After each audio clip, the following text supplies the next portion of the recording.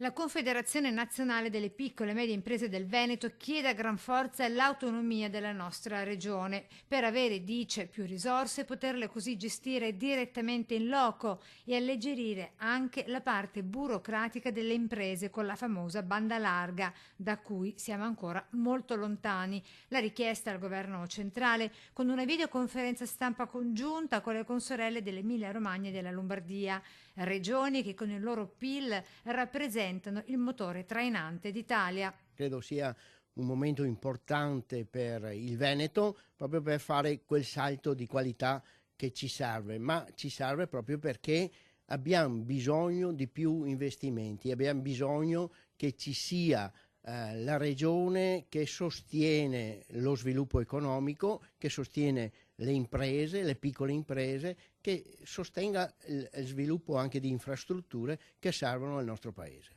E resta sempre il Veneto la forza economica maggiore di tutto lo stivale. Noi facciamo il 40% del PIL in Italia e abbiamo il 54% dell'esportazione nazionale, per cui siamo tre regioni che tirano la carretta dell'Italia.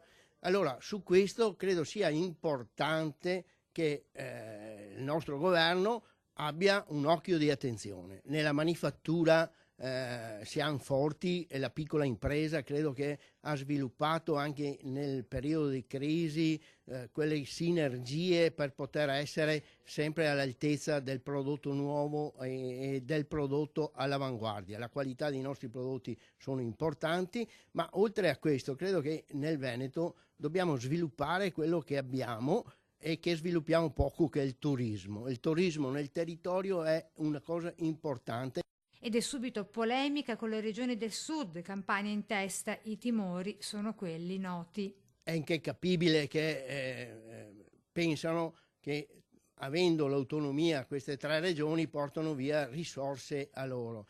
È inevitabile che ci sia questo tipo di contrapposizione, ma io credo invece che non deve essere una contrapposizione, ma deve essere uno slancio per tutti.